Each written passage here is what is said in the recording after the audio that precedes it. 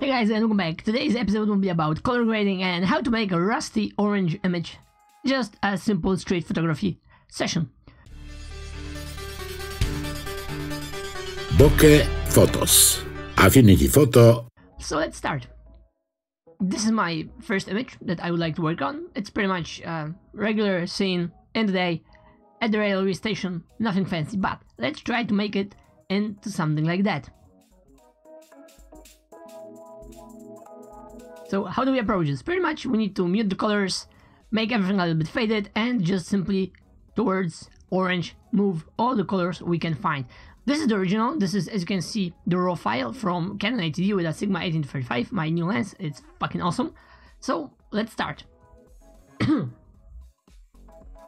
Let's pump up the contrast, because I would like those shadows here to be barely visible. I mean, I don't want to be pitch black, but just that someone really has to look into it to see any details. So there's that. So I would just add a little bit more contrast, and as you can see here we are already getting the pure black color. So let's move it down a little bit. Let's add clarity, because yes, I love clarity. Okay, the contrast done by the clarity also makes this a little bit too black, but it's still so dark we don't really care, so let's leave it at that. Saturation, we can desaturate everything a little bit. Vibrance, not white balance. Let's move everything towards a little bit more yellowish color. We can always move, we will add the lens filter with the orange cast later on, but just for the sake of argument, let's do something like that. Okay, shadow and highlights. As you can see, there is almost no highlights in the image. If I move this, nothing happens. If I move that, however, everything changes. So this is simply a dark image, and that's the bottom line. So let's add a little bit of those shadows maybe, and pretty much that's it. I would say let's lower down the shadows. We can see a little bit stuff here. This is because of the clarity, and let's just simply click the develop module, or maybe not yet. Let's click the tones, curve adjustment, and do the classic S-curve.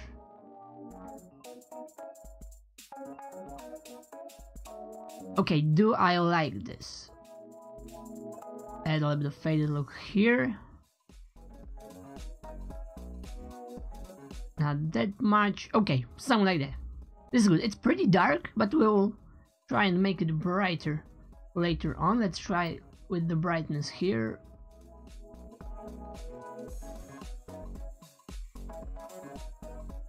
A little bit. Okay, it works okay. My main idea is to have all the details here in that line, and then I will just simply paint in those people here. Okay, let's click develop. Let's wait for a second and see how it goes later on. Okay, so our image is developed. Let's just crop this in a little bit. Rotate this, or just simply crop it like that, so we won't have this yellow mark here. And try to level everything towards the station. This is pretty much level to that line here. I would say it's pretty awesome. Let's leave it as this and click apply. We don't really have to rotate anything else. It will be a little bit bent because this is, let me see the metadata, this is 35mm on an APS-C, so this is around 50mm. I was thinking this a little bit under some angle, so yeah, it has to be a little bit crooked. Sorry. So, what next? Ctrl J, copy the background layer, and add a little bit of brightness. Invert the layer with Ctrl I, like invert. Grab the brush, select the color white, and just let's paint over this a little bit. Flow 8, okay, and let's try to add a little bit of detail and pop those persons right here a little bit at least, and all that also, and those silhouettes here, and of course the name here. Okay, let it compute for a minute, and I think we almost got it. Okay, I would say it's pretty decent, so let's leave it as this and use the HSL adjustment layer to fix the colors. The image is pretty faded, muted as it is right now, So we can pretty much skip the HSL, I would even say, and go for the lens filter. And as you can see, we added the color cast directly to the image. Let's add maybe this a little bit more just to show off how it works. And there you have it. It's pretty much the perfect case scenario, I would say. We can eventually try and make, for example, yellow. Just make the spectrum a little bit wider, and let's try how it will look. This is totally not that, this is not that, this is actually this. This is a little bit more orange and reddish because it's going towards red. But let's make it a little bit something like that, and sorry, get back to that. And desaturate that a little bit. And I would say it works very, very well. We can of course add a little bit more of the color cast if we want, like pretty much go over the top also. So it will imitate the effect of a sunset, the golden hour look, or very, very early in the morning. It depends on what are you going for. And pretty much this is just a candid, simple photography. The idea is for this to be very, very rusty, vintage, retro, like old cameras do. And that's it. People sitting here, it is a little bit maybe too much contrasty. So let's try and get rid of the contrast and just lower it down. It will pump up the shadows, but it's not that bad. This looks actually pretty fine. It's very, very faded, but I would add just a little bit spice to all those colors, especially in the highlights. And to add colors only in the highlights, you need to use vibrance. So let's try and use this. This is the saturation as it works. Everything is being pumped up, and the vibrance, let's reset, pumps more or less the colors in the highlights, not in the shadows. So as you can see, this line here, the edge of the station, is very, very orange. It's natural. And here with the saturation, it's pretty much all the way up red. And we don't want it. We just want to boost this a little bit. And pretty much there you have it. We could add eventually a little bit of noise, but I think the curve adjustment layer will do nicely for that, just to on the top of the previous one we already did. Where is it? Somewhere here? I totally forgot. Curves, yes, here. And just add a little bit, move everything down, then straighten it up a little bit here, and just another S-curve.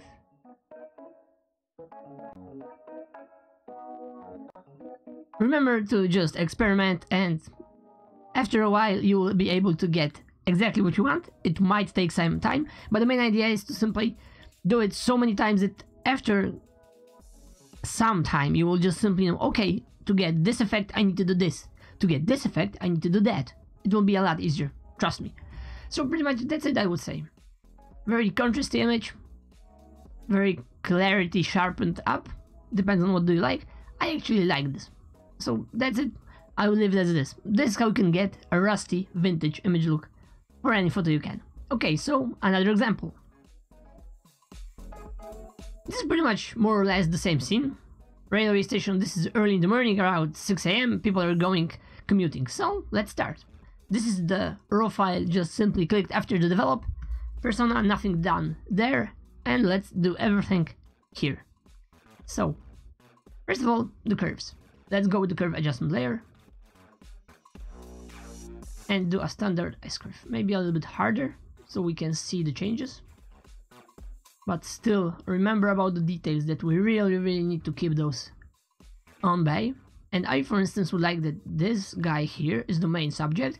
We have a harsh light here, and this pretty much can be blown out, because most of people will see, okay, this is white, this is black, there's something going on here, let's look at that. At least, hopefully, this is my idea of how this image will work for everyone. So there we have it, a little bit of that to pump up the contrast, so not everything will be so much faded and just simply glued together. I want some separation. Excuse me, and there you have it. This is pretty much it. Okay, now add the lens filter. Okay, everything gets a little bit more orangey, but I would still like to move those blues into a little bit different spot. So HSL adjustment layer. Let's remove the lens filter adjustment for now. HSL, okay. Reds, do we have any reds? Let's see. Yes, we have a lot of reds as it turns out. Let's move this reds towards orange a little bit more and desaturate those, so it will be more of a faded rusty look. I still want some color. It's, as you can see, not that easy to make, but let's try. Okay, something like that. So yellows will be quite difficult because we still need to, for that to be a little bit of yellowish, with add of an orange sunrise color, golden hour. Okay, sorry, this is not maybe golden hour, but you know the idea. The sun is high enough that this is pretty much pure white, but still here it is being filtered out through everything in between, so the color is a lot more muted and golden. So I would go with something like that, and I would desaturate this a little bit. Maybe not that. Let's pump it up a little bit towards red. If you have hard time to actually getting the color you really want, choose the hue as first, then desaturate, and then move the slider either way. It should be a lot easier. And of course you can work with luminosity, darkening stuff, or adding white, but I don't think we need this right now. Okay, greens, are there any greens in here? No, not really. Blues, there are definitely blues, as you can see the whole door. This also should be a little bit red, something like that, and desaturate the color a little bit. Move it.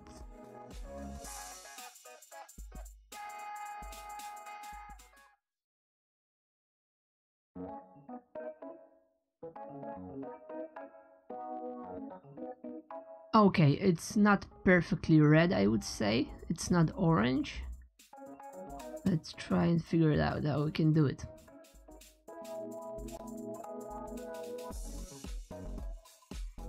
Yeah, this is pretty much the closest we can get, so I would leave it as it is right now. We can work on that also later on. A bit wider spectrum,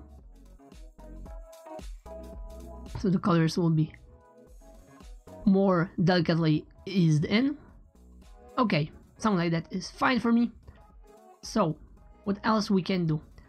I would say those white pants are not the perfect for that, so let's just simply use a brush and darken it out. Create just a new background layer with the black color. Use the flow on, for example, 3%, and just simply paint over this. Okay, this is obviously too much. Let's make it more subtle.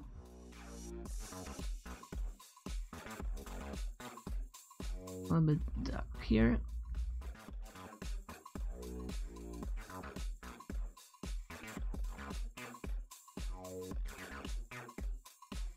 Okay, and there you have it. It's pretty much not the tone. I want people to actually focus on this, on that bicycle, and on those highlights here. Okay. Now we can turn on the lens filter adjustment, and as you can see, everything went a lot more orange. Let's add a little bit of orange to that, and there you have it. Faded, muted image, rusty, orange, old, retro, vintage. That's the bottom line. If you want to color grade anything, just if you don't know how to exactly get the colors you want, just simply play along. Don't be afraid to use the brush, the paint brush, on a new layer. It's very simple. It's very healthy. Always just choose your adjustment, invert the layer so it will be black, and then you can just simply paint in wherever you want to have the change. And there you have it. This is how you can create a rusty image in Affinity Photo. Thanks for tuning in, and bye for now.